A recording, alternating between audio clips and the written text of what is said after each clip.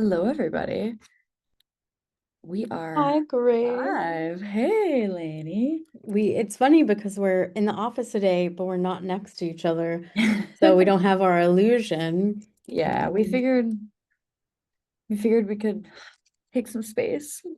Yeah, Grace and I needed some We're space. over We it. can't. We did some fun, tell them some fun behind the scenes of what we were doing Oh, today. oh, oh, what we were doing today? Yeah. So, You heard it here first.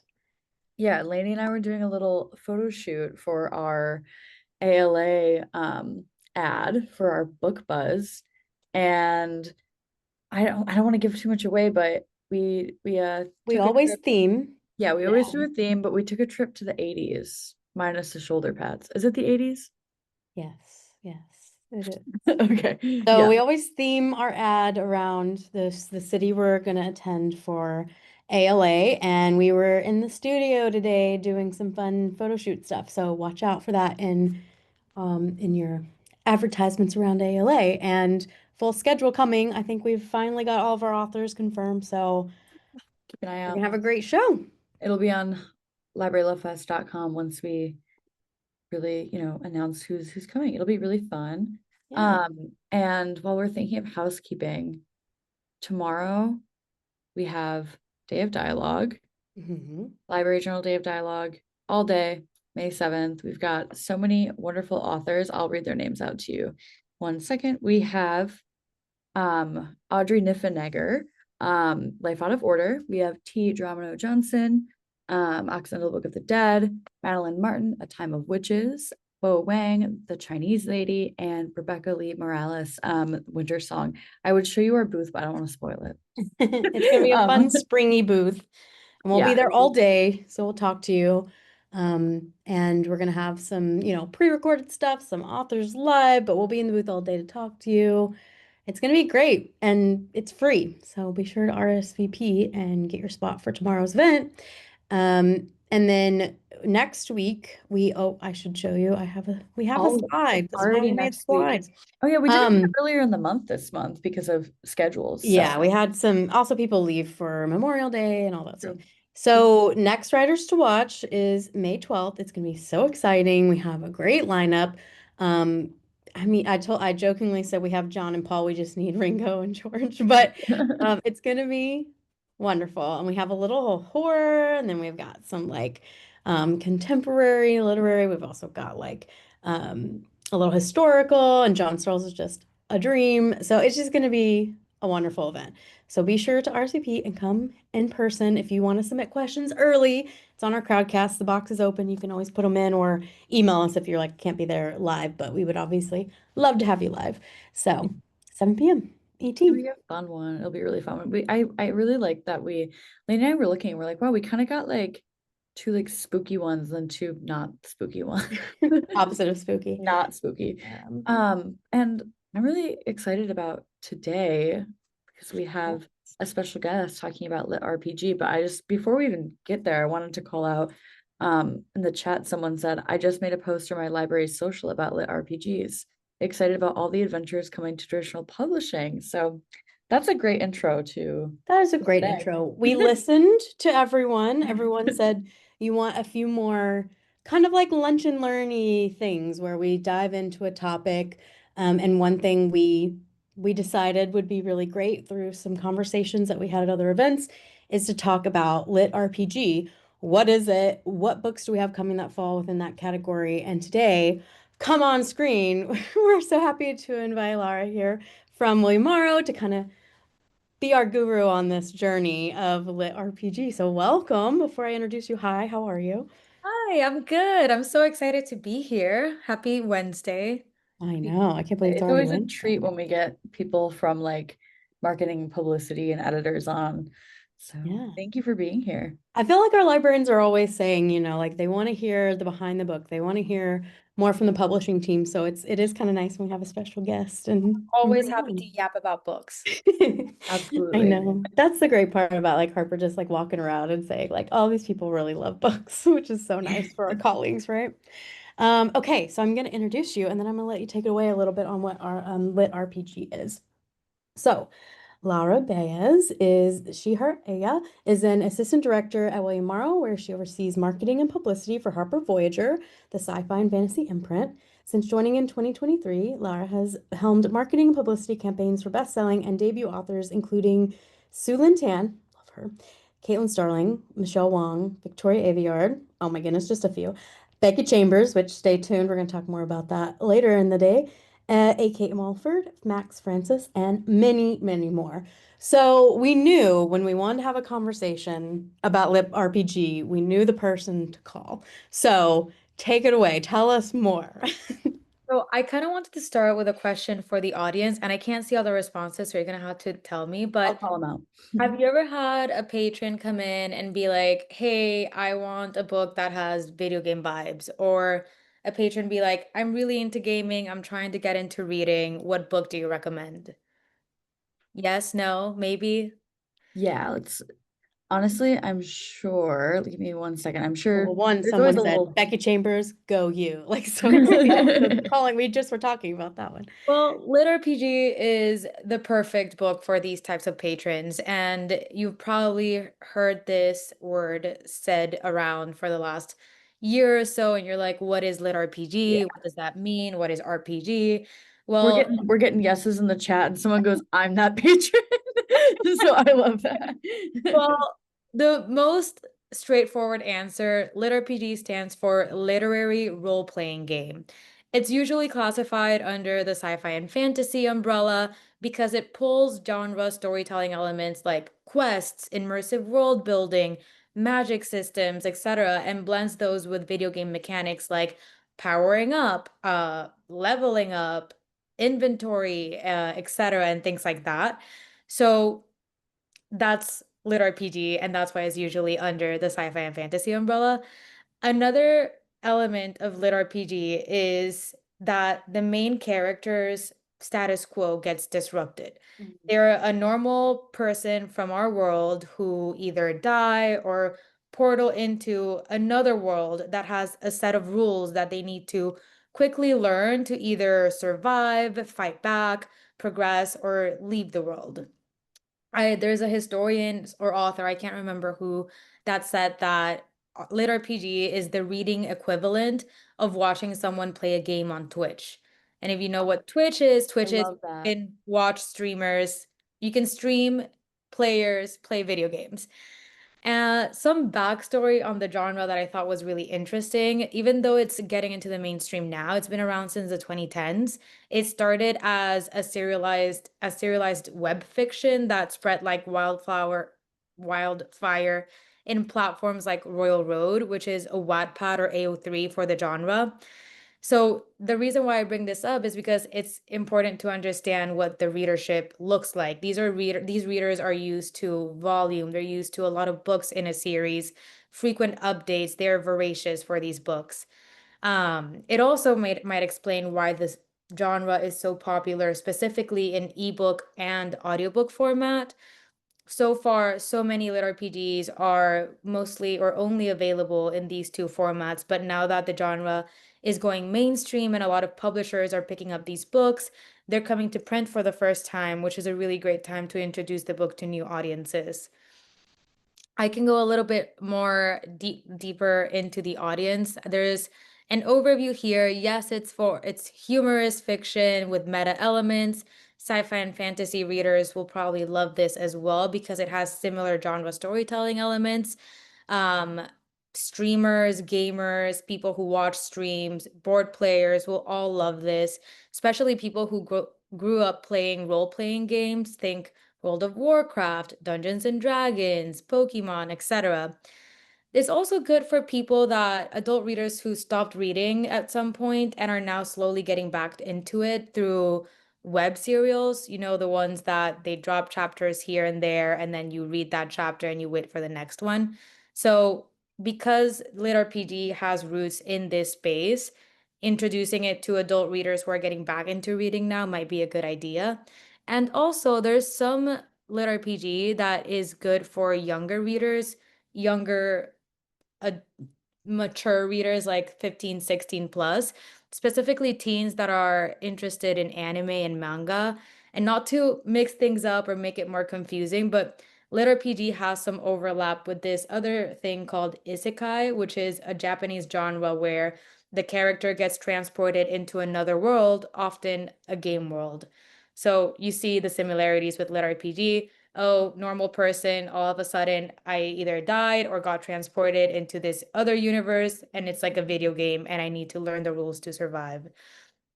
In this slide, you can see a couple of suggestions. If you want to test it out and you want to see a movie or watch a TV show before you dip into any book, here are some good options. Tron, Dungeons and Crawlers, Ready Player One, the new Minecraft movie. And then I also included a couple of books to get you started, some very popular ones you've probably seen or heard of. Dungeon Crawler Carl. Any questions so far? I know I'm yapping a lot. I saw a comment. People are talking about Dungeon Crawler Carl in the chat and said, like, taken over my life. So excited for more lit RPG. Yeah. Someone said the stories you just mentioned with I'm like totally blanking on this word. How do you pronounce it? Isekai? Yeah, people are saying stories like that are very popular with the library teens right now. Um, That's yeah. great. There's a lot of crossover here, and I'm sure you'll find in Reddit a lot of discussions on whether something is really lit RPG or if it's isekai because of the overlap, because they all have that same intro into the books. Dungeon Crawler Crawl too, like he just all of a sudden he's in this other world in this dungeon. So if there's a lot of teens that are interested in that genre, putting a lit RPG in front of them might be a good next step.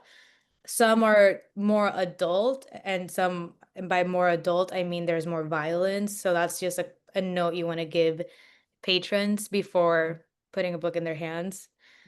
Sorry, can you say again what the difference, but isekai and like lit RPG, what is the main difference between them? So in Isekai, they die and are reincarnated into a video game world. And Gotcha. in LitRPG, there's other ways you can be transported into that world. Um, and it's not necessarily always a video game world. It has the video game mechanics, Mm. but also within lit RPGs, there's different branches. And a good example is The Wandering Inn and Mayor of Noobtown, which are two series that are coming from Harper Voyager. In Mayor of Noobtown, you're more in a video game-esque fantasy world, and our main character is fighting monsters, trying to survive, etc. In The Wandering Inn, something that's different about that one is that when our main character enters that world, instead of fighting monsters and doing this or that, she ends up opening an inn and becoming an innkeeper. And that's her story, her journey there. I can go more in depth into these two books. I can start with The Wandering Inn. So, The Wandering Inn, I have to give a warning. This is one of the longest running works of fiction ever. I think there's like 17 books and counting, but don't be scared because that's not what we're talking about today. About book one, part one. The first two books are going to be published as four books. And a couple cool aspects about these. First, our main character is a woman. Her name is Erin Solstice. She is from our world and ends up in a fantasy-esque world. And instead of becoming a warrior, as I was mentioning, and fighting demons and this and that, she becomes an innkeeper, which sounds pretty quiet. And there is some quiet to the story, of course, but then it kind of rolls into a sprawling epic about found family, community, identity, war, trauma, all filtered through the lens of a world that has stats and skill levels. This is great for fantasy readers that like having an emotional weight. Fans of Brandon Sanderson would also really enjoy this. It's actually also one of Matt Dinniman's favorite books. Matt Dinniman from Dungeon Crawler Carl. So that's a great, having that is a great, Yeah. yeah. Um, and yes, it's great. There's goblins there. You also need to check out their store. They have the cutest merch ever. And these are all available as ebooks right now. And then the paperbacks are coming out. I believe it's September, October, November, December, or August, September, October, November. So readers will be able to get their hands on these pretty quickly. And it's the first time these are ever coming into print. Yeah, and Grace made a catalog so you can see all of the metadata too. We'll have Yeah, that and I ready for know a you. couple of them have e-galleys, so you can Yeah. request that. Again, lots of, okay, I'm just gonna, I don't want to jinx this, but this is probably the most viewed like episode we've had live. Like we have over 100 people watching right now. So I just wanted to call that out, which is really exciting. But lots of excitement in the chat. Um, this is super cool. This is super, super Yeah. cool. And so we went fast, but this is book one, part one, book one, part two, and then I went to the next, which is two, part one, and two, part two. The cover art is fantastic. Mhm. This is more epic fantasy style with emotional weight, and it has a female lead, which I don't think is as common in a lot of lit RPGs. And then our other lit RPG series, the first book coming out May is Mayor of Noobtown. And yeah, perfect. And I feel like you can tell just from the covers alone that these are different vibes within the same universe. So the Mayor of Nuketown is more irreverent, funny fantasy. And it all starts when our boy Jim dies in a truck accident and is reborn into a video game style world that has stats, quests, and monsters. And he also has a shoulder demon.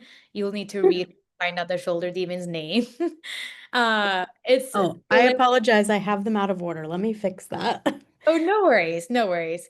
So it's hilarious. There's a fantasy-esque adventure because Jim gets stranded in a forgotten starter zone of this world and has to rebuild the village around it and accidentally becomes the mayor of that village while juggling monster attacks, fun allies like his shoulder demon, and a lot of drama.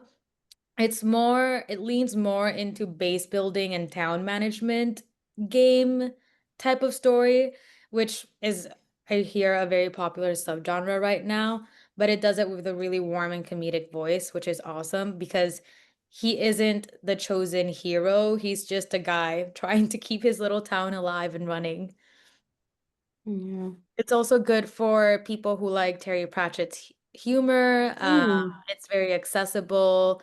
Fans of cozy fantasy might also like this one. Yeah, I love it. Says critical damage rage unlocked. I'm like, yeah, same. I got that. I get that. Oh, cool. I love it. Also, the covers do a really great job portraying the gaming mechanics with Yeah. Yeah. little iconography. Yeah. Yeah, for sure. Like when I looked at The Wandering Inn, like in comparison, I'm like that one I can kind of immediately tell it has like that one has more like D&D, like Dungeons and Dragon vibes to me. Yes. So yeah. Um, one of the things we do on Galley Gabfest unofficially is we do Grace's question corner. So I'm gonna ask you my question and we can ask everybody else. If you had to be transported into one video game, what would it be? Me? I want to say. There's like this Sonic the Hedgehog game that I used to play when I was a kid that I was really obsessed with, and I couldn't, like, I just got stuck on a level. And at that point, I think the Nintendo DS was not DS, the one that came before was Mhm. like sundowning. So I never got past it, but I kind of want to go back and figure out a way out. I Yeah, still love Sonic, so probably, love probably that. that. What about you? What about you, Lainey? What are you thinking? Oh, I don't even know. We did play like Zelda and stuff when I was growing up. Oh, We that'd also be would fun. play, I did so much Donkey Kong, but like I don't have like a specific one. I know not the Mary Kate and Ashley one where they're trying to figure out a mystery because I could never figure out how to work it. But yeah, like Oh, I don't know. I don't really have a good answer for it. I'm sorry. I'm seeing a lot of like Stardew Valley is a really great answer. That's what somebody said, Stardew Valley in the chat. Pokemon. Yeah, I'm seeing Love that. Pokemon, Super Mario Kart, Final Fantasy X. That's also a really fun one. I just finished playing Red Dead Redemption, so it'd probably be mine. I'm terrified of horses, but I would do it. More Final Fantasy. Beware of Chicken. What is that? The Yeah. Sims. The Oh, well, I Sims. played The Sims, but I feel like that's too much life. I don't want to pay rent and stuff. Yoshi's Story. This is cool. Wow, thank you so much. I think that this is a great overview. You have a wonderful one sheet that kind of replicates a slide, and we made Yeah. that available in the chat, and so people can peruse at their leisure. But we also have those books listed in the catalog for today. So you have lots of resources. Does anyone have any questions for Lara before she leaves? That's number one. Um, Lots of great comments about video games, which I love. Motherload for The Sims, love that. Let's go back. It said that some people are looking for like, yeah, so the ebooks were just added to Libby, I guess, for Wandering In, and they were saying the audio, they were looking for audio, but I don't think that's available yet. So, I think that's gonna be like a couple years down the line. okay. I Yeah. mean, those They're books long are books. large. They had to be four books, so that makes sense. Yeah.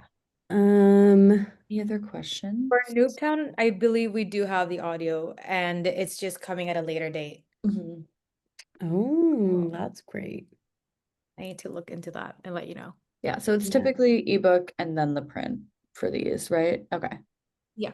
Cool. So ebook, if not to get too into the nitty-gritty, but we are now, yes, taking over the ebooks. If anyone had previously bought the ebooks, they can keep it, which I know is not the audience, so it doesn't really, I don't know why I'm bringing it up. But then for the print, for both of these series, it's the first time they're ever in a physical format, which is so exciting.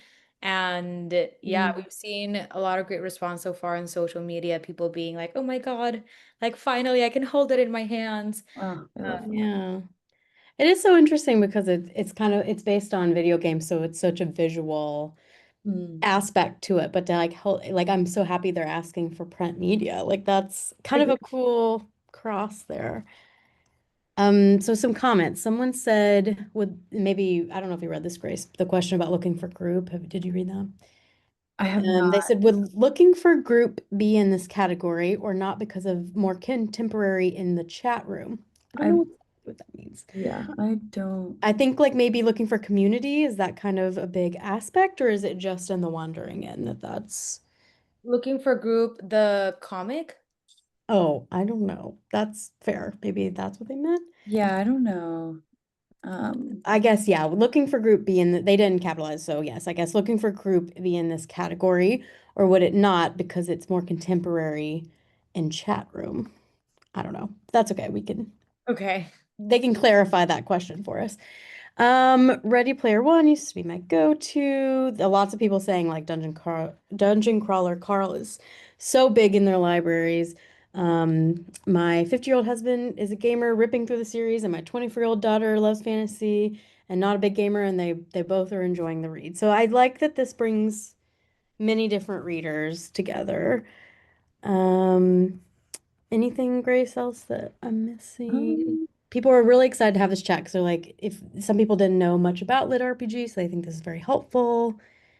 yeah, lots of questions about e-galleys. So I I want to sent read. the um link to the Edelweiss catalog. I'm seeing the Mayor of Newtown is up on Edelweiss, so I'm probably up on NetGalley too, I'm assuming. But I can send the link to that too. So yeah, lots of great like comments.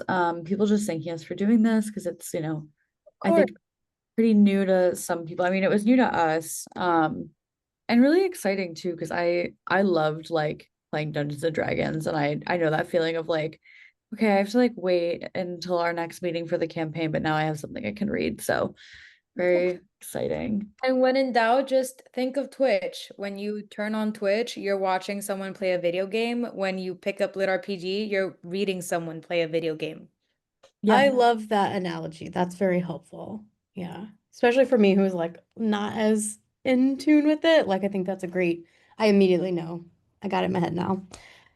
Yeah. Well, thank you so much. We appreciate it. It was very fun. This was very Yeah. fun. And Enjoy. if whatever that question we maybe need some clarification, if you want to send it to me separately, we'll try our best to answer it. But yeah. If Perfect. anything else before No, we say thank you for having me. And I hope everyone enjoys their journey into the LitRPG universe. Have so much fun. Can't wait to read your thoughts. Yeah. oh, Well, thank you. Have a good rest of yeah. your day. Big round of applause to Lara Baez Thank for you. this great discussion. And you know, we'll give you any feedback, maybe and come back on some other time. Yeah, Yeah, talk some other please. books. Thank you. Bye. And now Laney and I are gonna do our normal book buzz stuff. So I am I texted Laney like a couple minutes ago and I was just like, this is maybe our most viewed episode like live ever. Which is really exciting. So we've got a lot of people on. Yeah, tell us what you think, because this came from your suggestion. We Yeah. presented a few of these books here and there, and I feel like everyone was kind of like, I don't have my head around LitRPG, like, and so this came out of our deep dive came out of those suggestions. And then we also have heard you. We remember that you wanted to talk more about covers and have someone who does cover design, and that's in the works. So Yeah. we know. But if there's anything else we can help bring light to, this one sheet is really helpful, even for us. It's really Yeah. helpful. Yeah. Um, And I was thinking, I know I was just thinking this, we were like future episodes. This is not like off topic, but I was just thinking about it now. Maybe this is the time to mention. Laney and I are pre-recording next month's episode of Galley Gab Fest just because it's ALA time and we're gonna be running around like chickens with their heads cut off. So next episode will be pre-recorded. We'll be silly. Maybe we'll dress up. We haven't talked about that. I just sprung that on Laney right now. So yeah, but I would love to have somebody on to talk about covers, like a designer or something. That would be really, really fun. yeah, Uh, probably later in the summer, if not early fall. yeah. I feel like So June is so crazy with ALA, and then like you have the end of May with vacations, and so we're yeah, just gonna pre-record something so we'll fill the void, but it won't be our usual chatting yeah, back and forth. You can just listen at your whatever, yeah.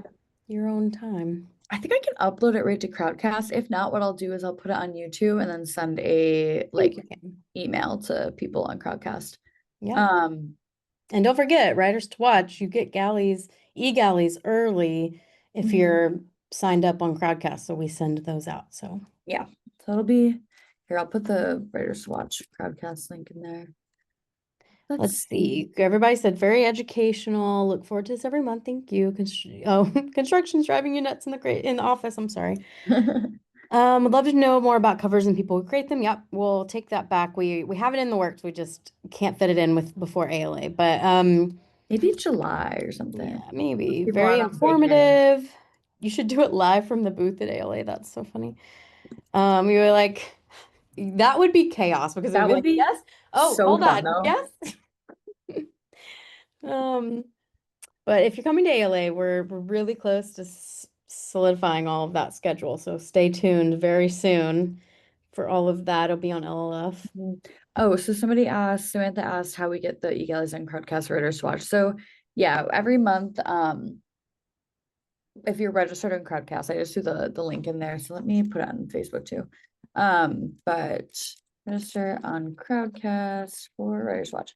Okay, every month we send out the eGalleys a week or two early. So if you're registered on there, what I do is I literally go in, I take everybody's email and create a little secured widget with those emails and then email them out. And I send them out about a week or so before, but also like a day or two before as a reminder, just being like, hey, because there's some people that want to read after. Maybe they want to, you never know. So that's the best way to do it. You just have to RSVP for Writers Yeah, to Watch. So a different crowdcast than this, but with the link is in the chat and you can yeah, RSVP and you'll get a reminder email, which I think was just sent today with the links. So that's how you get them. yeah. So that'll be Lillian, we're excited to see you too. And Renee, that's very kind. I wish we had see you at ALA too, but if yeah. not, we usually do our preview kind of early, early fall-ish. So if you are gonna miss ALA and our breakfast buzz, don't worry, we're gonna bring some winter books your way virtually. So there'll be time, and we'll be doing things like Day of Dialogue too. So you'll see us, even if Yeah, not in person. for sure. Yeah. Let us know what you need. Again, throw out what you want us to cover. We'll bring people on. You'll Yeah. probably get tired of hearing from us anyway. I was thinking we're not going to be doing a question corner next month, and it is May. Is anyone going cool places on vacation this summer? Do anything Well, you fun? could take a question, they could put it in the comments. True, but I'm nosy and I kind of want to know now. Where are y'all traveling? Lainey, you're going, so not, I didn't mean to expose you, but you Lane's have, gonna be out of town from this date to this date. Her house will be empty. you can find, here's her key, her credit card, her Here's social her security. geolocation tag. Yeah, I am going on vacation. I have a new nephew and we're taking him to Disney World. So, Oh, fun. I was thinking of your big vacay, but I guess that's past summer. oh yeah, that's fall. I'm going to Iceland. I'm jealous of Lainey. Am I going anywhere? Oh, my friend's getting married this summer, so we're going to Canada. We're from upstate New York, so we're going to Canada because it's right there. So we're gonna be a little That's bit fun. outside of Toronto. Headed out west, Las Vegas to see No Doubt. That's so cool. Yeah. That's so fun. The Grace, if you beach. see Randy and Pam, who are our Harlequin colleagues, you should do a video and say like, I we're with should. Randy and Pam. Maybe, yeah, maybe I will extend my little trip by a day and go bug Pam and Randy. I would love to come to MLA, but it just kind of depends on the schedule. But I don't know if we can always come virtually too. We can do title presentations virtually for conferences. So if you have any opportunities, let us know. Happy to do that. for sure. We should get Um, holograms of ourselves and just that'll be cheaper. oh, and Gabrielle just went to Iceland in April, so send me your recommendations. Mm. Um, Let's see. oh, thanks, Staycation. Lillian. Love a Yeah, staycation. yeah. Ashley Poston and Elsie Silver. Okay, I've been really into cowboys lately, and like just in a general sense, I've been in a Western era, and everyone's telling me to read Elsie Silver, so maybe I will. Mm. Um, oh All my right, God, Grace. Libby, We congratulations. promised Yeah, we we would have did. more titles for them I after the Lit know. RPG discussion. So up first, we kind of stayed within a theme of like speculative or like something different from the author who maybe usually does a certain, I don't know. The theme is loose, but like sci-fi fantasy speculative with a couple more thrown in. Yeah, for sure. So let me, Lenny, are you sharing? Do you want me to share? Yep. Okay. Sorry, maybe It's there's Bailey's first. well, I don't have my Zoom tab up. Oh, there we go. Thank you. I was looking at the wrong screen. All right. So yes, we have a new Tessa Bailey, and you're probably wondering, like, didn't you just say that you were doing like, you know, sci-fi fantasy speculative things? Yes, and this is a new vibe for Tessa Bailey, a bit of a different direction. We're really excited. This is a time travel romance that will have you on the edge of your seat. It's fast paced, it's sexy, it's Tessa Bailey. And we think that this is going to make a lot of new fans for her, and also her current fans are really going to like it, especially with Wait, little, you have to tell people at the booth because somebody came up to me at PLA and they're like, I'm looking for something for like an in-between readers, not like old enough to adult, but maybe adult. They're like, what about Tessa Bailey? I said, well, she was dubbed the Michelangelo of Dirty Talk by Entertainment Weekly, so I don't maybe know if not. that you choose. They were like, never mind. Yeah, I that's love so that funny. quote, and I quote it often. That's amazing. That's amazing. We had someone come in also and they were like, what's the most inappropriate book you can think of? That was also another really funny question we got.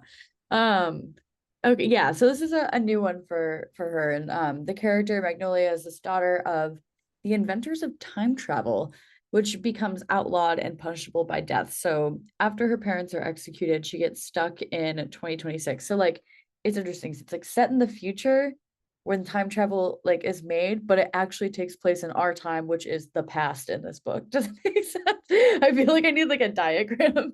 Okay. So she gets stuck in 2026. She turns to a family from Kansas, and there are two brothers. One of them was this high school golden boy who is hiding some secrets, and the other a brooding man who hunts down time travelers. So it's a question of which one can she trust and where is this danger really coming from? You'll find a lot of really fun tropes, enemies to lovers, one of my favorites, forbidden romance, angst, and more. And I'm really excited for you to all read this one soon. I'm gonna peek and see if eGalley's up because I don't want to lie to you. And I know the cover eGalley's not up yet, but keep an eye out. We'll have a simultaneous hardcover for this because it's a paperback original. But yes, simultaneous hardcover. Believe also large print. So things to keep in mind. And I'll pass it off Yeah. to Lainey for the next one. Exciting, something different, new for. Yeah, look at that pretty cover. Oh my goodness. I told Lara before we started, I was like, this is This is like I don't have to say anything. I just have to put the cover up and be like Becky Chambers. But Laura also works on this book, so was very excited and said the requests are just coming in. I said, oh, librarians have been on the forefront of Becky Chambers. Love Becky Chambers, and this is her first full-length novel since 2021. The Galaxy and the Ground Within was that book. And the first project since Becky's 2022 Tor.com novella. So this is first full-length novel and it delivers, man. It is beautiful. I read this and it's just lush. It's beautiful writing. You'd want to live in this world for longer. So if you don't know Becky, Becky's Wayfarer series won the Hugo Award for Best Series. And her first two books of the Wayfarer series were nominated for the big science fiction awards like Hugo, Nebula's, Arthur C. Clarke, like huge award winner. And I think, yeah, like I see the chat. Everyone loves Becky. Librarians loved her. I don't want to say first because I don't know if that's true, but I feel like that. I remember in 2021 when that book came out, I couldn't like approve e-galley requests fast enough. Everyone loves her. And I feel like, even if you're not a big sci-fi reader, I think it's still perfect for you to just I kind of feel like in this age of like um Project Hail Mary, people who may not be science fiction readers are coming to it as a way to understand the world around them. And I think this goes into that category too. So what's the story? So life on a resource-poor planet of fortune is challenging, but for its inhabitants, it's home. And there's two that we see here, Signy and Cora. This home may no longer be for them. Signy is a brilliant and but reclusive botanist, and Cora is a Roiquial pilot, one of the few with the unique ability to navigate the massive living ship. So it's like a live being that connects the scattered settlements of their solar system. And they come together and bond, and you see them go throughout time and kind of, fall for each other or like understand the people around them. But what you see is this beautiful connection in a planet that is no longer habitable. And so you have this botanist who realizes how important these plants are and what they can do. And it's so important actually and so coveted because they're gone. It's not really like legal for them to be doing all this stuff. But in order to keep the world going, we have to talk about how important the plants are. And I think that's what I found so beautiful, like what plants actually do. And if you didn't have a planet with them, it would be very hard to survive. So I think that was the beauty I really loved. When I read it, I said I am not always a sci-fi reader, but I just enjoyed how grounded, pun intended, because she flies a ship, it is. The relationship with each other and this like enigmatic creature that she pilots, she can talk to it through a helmet. Um, or the plants that most people have abandoned really makes it special. And it has the appeal of a read like How High We Go in the Dark. It really reminded me of that. It's got that literary, beautiful vignettes of stories of these two people's lives.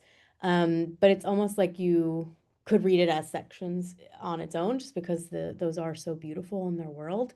I loved it. I am not, like I said, not always a sci-fi person, and I just like couldn't put it down. And I mean, the quotes for Becky Chambers, like Michael Malmay, like it just keeps going. I'm scrolling and there's like 3 pages of quotes for Becky's work. Everyone loves her. So I just really wanted to tell you about it early so you can get on top of it and get to reading. We're excited for this one. Let me look at the comments. I know everybody. Oh yeah, the chat is Great, gentle top on. entryway into sci-fi. I love that. It feels like something so big. It's like it's not like there is world building, but it just feels so beautiful and like lush, even though they're on a planet with like not many plants, but like lush is the writing is how I would describe it. And someone said, I'm sorry, but if anyone in the chat hasn't read Becky Chambers, you should. I agree. Yeah, good intro for non-sci-fi readers. Becky, my love. I love I this. know. I'm so happy you're happy because when they told, I'm telling you, they told us in this launch meeting, and I was like, oh my, okay. I was like, I have to log off. The librarians will be so excited. So, I just noticed the two little people on the cover. yeah, That's yeah. so cute. And there's gonna be, this is a start of a series, so I think there's at least one more. But Yeah, I see a psalm for the wild build. Somebody called that one out as cozy. mm, Becky's work is like a comforting hug. yeah. Jill asked, Lainey, do you think this is her best so far? Oh, don't make me do that. Don't Oh, make it's me not do hard to, it's that. like, what's your favorite child? I can't do that. But I do think that this one, like you're saying, it's a good intro, but I think you could just hand it to anyone who's looking for connection. Or what's really sweet is this relationship between this, like, again, enigmatic ship that's like a non-sentient I don't know. But she communicates with this ship and kind of explaining what life experiences are to something that doesn't really isn't able to feel it. It's beautiful. It's beautiful. Somebody said, why do sci-fi and fantasy always have the most gorgeous covers? I feel like it's because you can be so creative with them. It's like you get to kind of burst outside of this world. Like, I don't know, that's really, really Yeah. fun. Oh, well, I hope you read and love, and we can. I was thinking, I don't know that surely Becky has had a library reads pick. If not, let's do it. Let's, like, if you love the book, obviously, but I encourage you to for your consideration, please remember it for library reads. It only helps spread the word of how much we love Becky Chambers. So read it and see if you love it. Yeah, I love that people are giving each other like Becky Chambers Rex. Yeah. And yes, this comes out October 13th. Cool. And I think we Oh, have another. Oh, go ahead. yay. Oh, Cool. it's me. Oh, Sorry. it's you. Yeah. Okay. Let me get back to my notes. Again, and then I have another legend. So let's just keep going with the legends. How about that? So, Lisa Kleypas, romance superstar, known for her emotionally rich historical romances. And she just has like unforgettable characters. But after 5 years, again, so it's kind of like in the Becky vibe. 5 years, she's back with an ever sweeping historical fiction inspired by a true story of a woman breaking through ranks of banking and finance in Victorian England. So not romance, it's more historical fiction and kind of different, differing her category a little bit more. It's a gorgeous historical novel. It's got a wider scope. And I will read a quote in just a second that came in for it. But the story, and again, I feel like it was Becky Chambers in this in the same season, and I was like, well, my job's done here. Like, librarians are going to be so excited. All I have to say is their names, and they'll be so excited. But the reads really do deliver. So this story, Raina Martin, she's in a world, Victorian England, that men kind of take care of everything and women are told what to do. She knows better. She's the illegitimate daughter of a Spanish immigrant mother, and she's haunted by the memory of living with unpaid grocery bills and hot coal for the hearth. She's just trying to make her way. And together with her mentor, the powerful banker William Farlow, she is going to build the first all women's bank where women can manage their own financial security. And she discovers that her enigmatic butler, John Pembroke, is a undercover police detective, and he's been assigned to investigate Farlow, who's suspected of crimes, and could kind of destabilize this British economy. And so he needs her expertise for a high stakes nighttime heist to obtain incriminating evidence.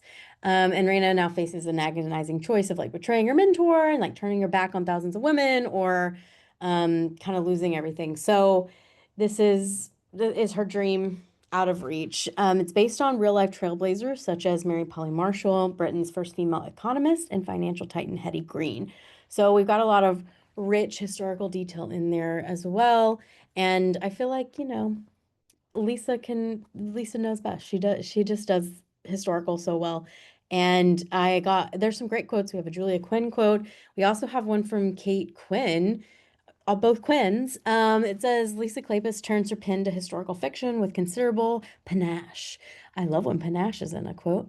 Brilliant economist Raina Martin knows she's considered an eccentric from her household staffed with ex-convicts and her ambition to founding England's first all-female bank.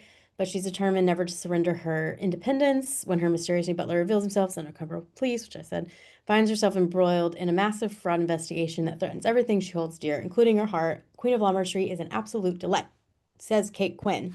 So don't just believe me, believe both Quinns. Yeah, and Julia Quinn said that a rare author who can make you laugh and cry on the same page, which I love. So I don't know if that's specifically for this book, but I do know. I agree. Lisa Kleypas is great. And that cover is just so great. I don't know. Are you excited about Lisa Kleypas? I know you are. Kim said, if Kate Quinn likes it, then I know I will. Exactly. Yeah, really. That's how it feels when like Anne Patchett quotes something. I feel like I don't even need, I just need to be like, Anne Patchett said this. Everyone's like, yep. I'm like, exactly. You're like, yep, Um, yep. I don't need to hear the quote. Got it. yeah. Yes. Questions on uh, voting for library reads. You can head over, sorry, to Galley. Yes. And and Edelweiss. Edelweiss. I Do was you- like, wait. Yeah, so both. I will put the library reads how to vote link in there so Yeah, you I'll do can that right read. now. Essentially, all you need to have is an account with Edelweiss and NetGalley signed up as working at the library. It doesn't, you don't have to be a librarian, you just have to work at a public library and you can vote. And it's pretty easy. We'll give you a how-to, but you read, and when you want to vote, when you're putting in on NetGalley, it's like when you're putting in the review in, you say submit to library reads. Edelweiss is a little different. I don't think you have to review it, but yeah. So we'll put the link in and you can see how to do it and we'll get you set up. I love, and Rob also said Becky is the best at creating wonderful and empathetic non-human sentient species. I feel like that's got to be on a sticker or something. A log sticker, but I love Yeah, that idea for I sure. love it. Oh, thank you, Grace, for the info. Yeah, library reads, Galley and Edelweiss. It was so funny when we started to say it, Lainey like looked at me and I was like, am I wrong? Okay. What do we have next? I feel like it's me.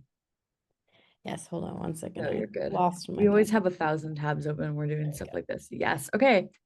Back to the sci-fi realm with another legend. This is an adult debut from Garth Nix, who is a bestseller in the children's space. So this is a standalone sci-fi adventure. So you can read this as it is. Also very gorgeous cover. So see those mountains floating. So this is about sentient star-faring mountain ranges that carry humans to different stars and planets and help them colonize the planets and fuel this on and off again war. But why do these Messies do this? Like, what do they get out of it?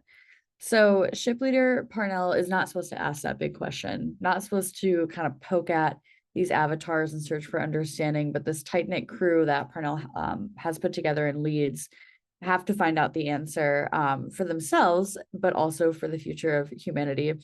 So this is a really exciting one. I think it's really accessible. Again, if you're not like a huge sci-fi reader, I think this is a good intro. And yeah, Kim said about time he branched into adult lit. I agree, and it's a really exciting one. Really great world building, and he's such a great writer in the YA space. So this is a really exciting one for us to have. And eGalley's up now for that one. I feel like it was put up pretty recently, so you can check that out. Really cool cover too. Before And the we audio is and going to the be great, which I won't yeah, reveal whatever, but I it's was gonna say, can we got great audio.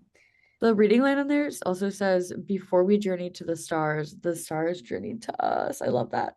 So it's a really Let me see cool if it's one. on hc.com because I was talking to the editor and they're like, you got to have a great audio for Oh yeah. this book. Let's Also, see. while you're looking for that, Jill said we need a sticker for LOF. That might be a fun thing to do it. Ooh. That's actually a really good idea at some point. What do you want to say? Like the logo or like some fun saying?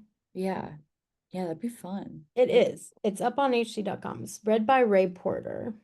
So that's Oh, exciting. and there's like that tells you how important like some of these sci-fi narrators are because it's like a tag on the cover of the audio itself, which that gives us indication that it's a big deal that this Yeah, I guess this is an interesting question. Do you feel like like librarians, do you feel like certain genres there are more like audiobook listeners? I feel like when I hear of like people who are big audiobook fans, a lot of them are sci-fi fantasy readers. So really interesting. And what do we have next? Hold yeah, on Tim one Curry narrating for sure. Oh, somebody said, oh, yeah. Tim Curry narrated for one of Garth Nix's books. So that would have been really cool. That would have been really cool. Maybe I'll check that out. I love Tim Curry. A water bottle sticker. Okay. Yeah. Noted. Cool. I like these ideas. Keep throwing them at us. Cool. Alrighty, let's see.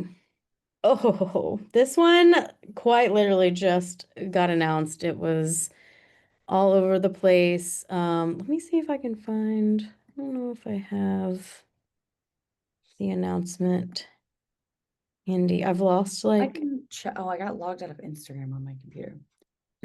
that's okay. There was an announcement. The author said that there's gonna be a second one.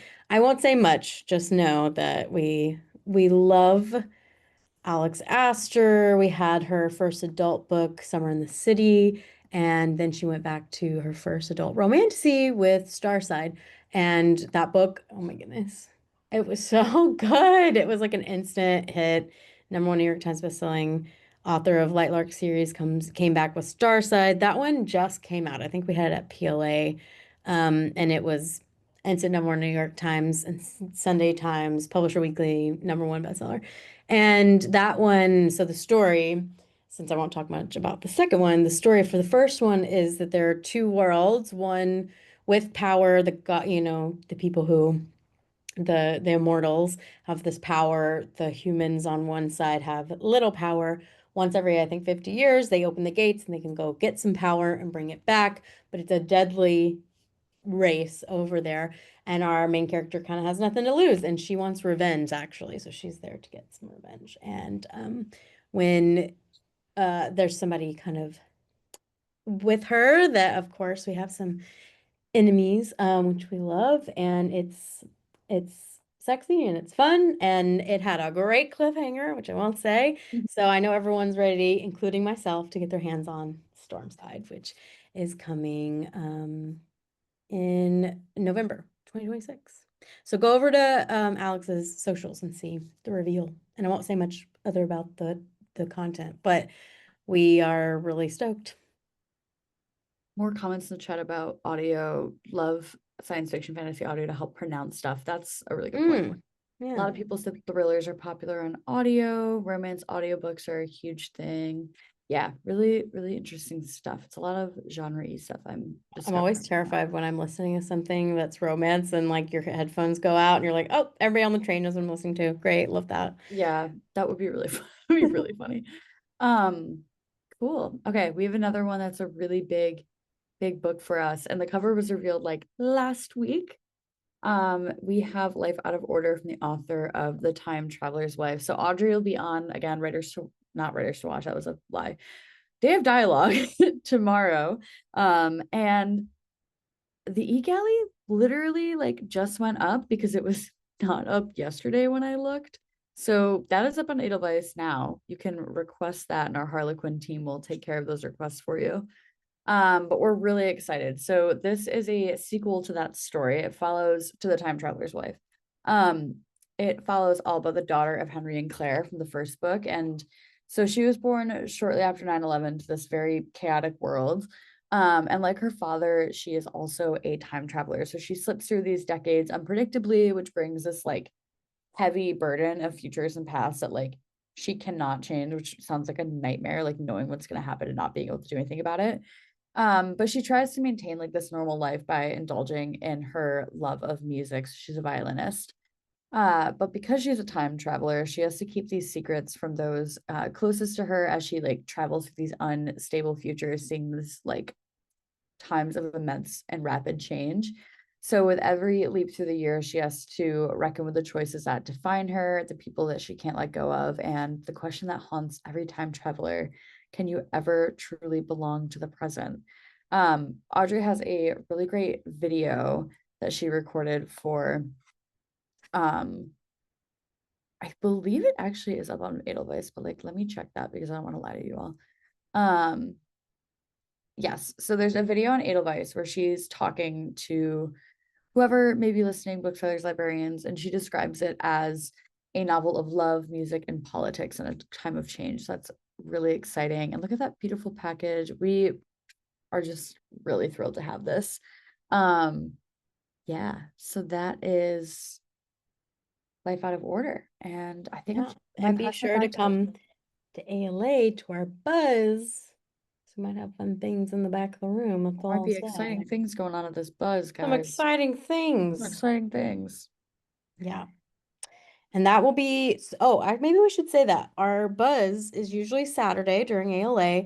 We're shifting 30 minutes. So it's 9 to 10:30 instead of 8:30 to 10. So 9 o'clock, we will see you bright and early for breakfast and some light bites, coffee, tea, and we'll talk to you about great books. We have a fun guest from Harper joining us, and you'll love them. So yeah, come see. And we have some fun virtual author, I don't want to say guests because they won't be there, but we have some fun surprises. So be sure to stop by, and people always leave with some books. So that's not enough to sell you. I don't know. Grace, can you put that RSVP form in the link? I mean, Do and they got can that. go ahead and sign up. Yeah, I'll send that. Me log in a job form really quick and send that out. Cool, thank you. Okay, we have a couple minutes left, so I'm gonna go to Bewitch a Hunter. This is for fans of Pet Cemetery and Tender is the Flesh. It's an award-winning Argentinian novel.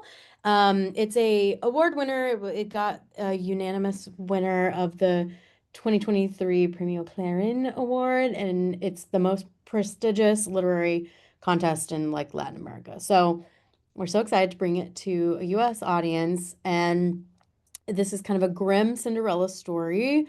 The author writes for local and national media and kind of works as a high school language teacher, which I love.